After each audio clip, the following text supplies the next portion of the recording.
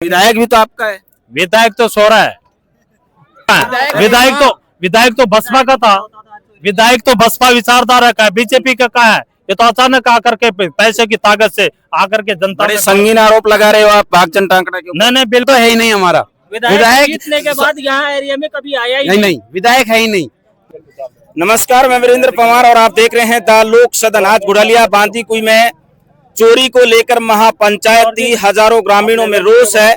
Additional SP यहाँ पर आए और उसके वार्ता के बाद अब इस महापंचायत को खत्म का ऐलान किया जाता है, क्योंकि 3 दिन का अल्टीमेटम दिया है और वो कह रहे हैं कि अगर 3 दिन में चोरी नहीं पकड़ी जाती है, लिखित में आश्वासन दिया है एडिशनल एसपी ने।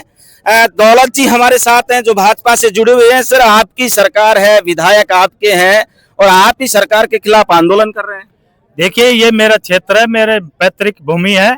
अगर मेरी पैतृक भूमि में कोई अत्याचार हो और हमारी सरकार के विधायक की आग नींद लेकर के बैठ जाएं, तो ये हमारी जिम्मेदारी बनता है। हमारे क्षेत्र के लिए हम खुद लड़ेंगे। पार्टी कभी भी, सरकार कभी भी ये नहीं कहती कि आप चोरी करो। ये तो भ्रष्ट प्रशासन है, पुलिस वाले जो पहले की लगाए हुए हैं, ये उनके दलाल हैं। ये तो इनको सबक सिखाने के लिए महापंचायत की है। अगर इसमें 3 दिन का टाइम दिया पूरी जनता ने, अगर 3 दिन में खुलासा नहीं और गिरफ्तार नहीं किया तो महाभारत होगा। लेकिन दौलत भाई, अभी आप कह रहे थे कि आप बांदीकुई कॉलेज के प्रेसिडेंट रहे हुए हैं, छात्र राजनीति से आप निकले हुए हैं। अभी आप कह रहे थे कि जब तक इनको लाइन हाजिर नहीं किया जाता या कोलवा थाने के थानाधिकारी को जब तक हटाया नहीं जाता तब तक यहाँ से हटेंगे नहीं, ऐसा क्या समझौता हुआ है फिर? देखिए, इसमें हमारे क्षेत्र के सारे पंच पटेल इस कमेटी में थे और पंच पटेलों का जो अस्तित्व है वो उनका सम्मान है, वो मेरी इज्जत है।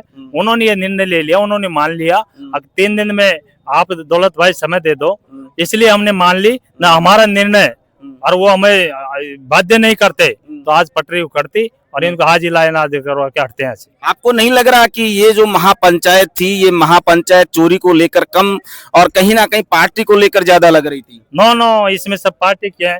दौलत भाजपा का, ये बीजेपी का कार्यकर्ता, ये बीजेपी का कार्यकर्ता, ये भाई बसपा का है, ये कांग्रेस के, सारे दल के, सर्व समाज के हैं। ये एक जन क्रांति है।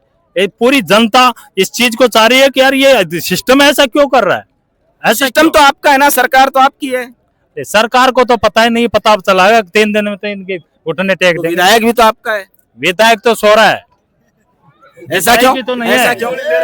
विधायक का है। विधायक तो बसपा का था।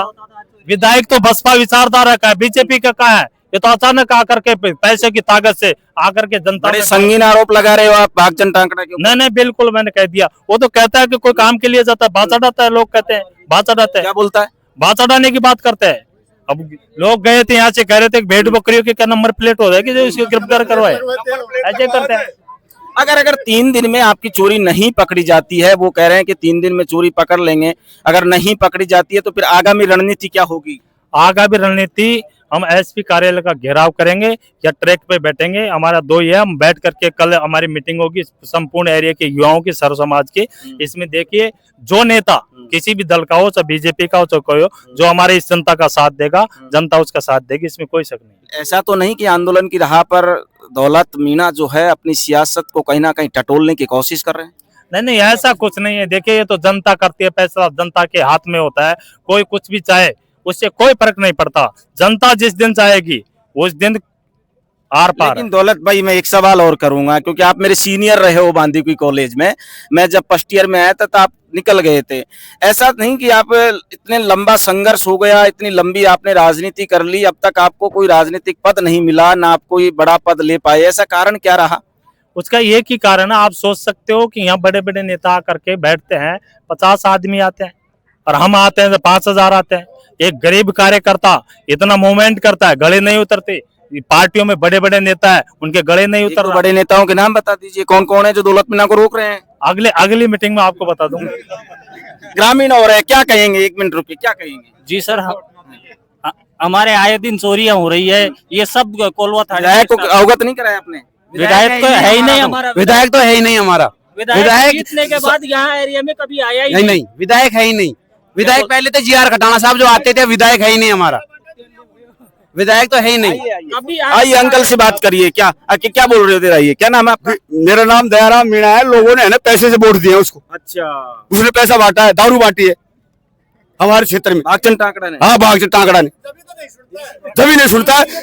भेड़ बकरियों के टैग लगवाता है उनके मतलब नंबर लगेगी क्या? क्या बोलता है? नंबर लगवाता है उनके, नंबर प्लेट लगवाओ बोला, ऐसे बोलता है। ऐसे बोलता है वो। उसने बोला है, गए हैं पब्लिक, जब उसने कहा नंबर प्लेट लगवाओ बोला, भेड़ बकरियों के नंबर प्लेट लगेगी? नहीं लगती। फिर कैसे कहता है? क्योंकि लोगों को पैसे बांटे, दारू बांटी है और उससे वोट दिया लोगों ने और वो जीत गया। क्या नाम क्या है? सुरेश कुमार क्या कह रहे थे? कुछ मन में तो आ रहा था कुछ कहने के लिए। मन में कुछ भी नहीं है, उनकी जो सोच है उसके अनुसार तो भेड़ बकरियों को भी नंबर प्लेट लगनी चाहिए। जैसी उनकी सोच है वैसे अगली बार उनको जवाब मिलेगा, यही कहना है। और कोई है? क्या कहेंगे? क्या कहेंगे? बोलेंगे कुछ? ये आज चोरी को लेकर बांदी कुई घुड़लिया में महापंचायत थी। जीआर खटाना तमाम लोग ग्रामीणों में रोष है। 3 दिन का अल्टीमेटम दिया है। क्या कहते हैं? जनता कह रही है कि ये तो पैसे देकर टिकट लेके आया। कभी कहते हैं कि भेड़ों के नंबर प्लेट थोड़ी होती है जो मैं चोरी पकड़वाऊंगा। अब ये विधायक जाने, ये जनता जाने, क्योंकि वोट तो, आरोप तो इनके ऊपर भी कहीं ना कहीं ये लगता है कि जब वोट आता है तो जाति और धर्म के नाम पर कहीं ना कहीं फंस जाते हैं। नमस्कार, मैं वीरेंद्र पवार और आप देख रहे हैं द लोक सदन घुड़लिया बांदी कुई से।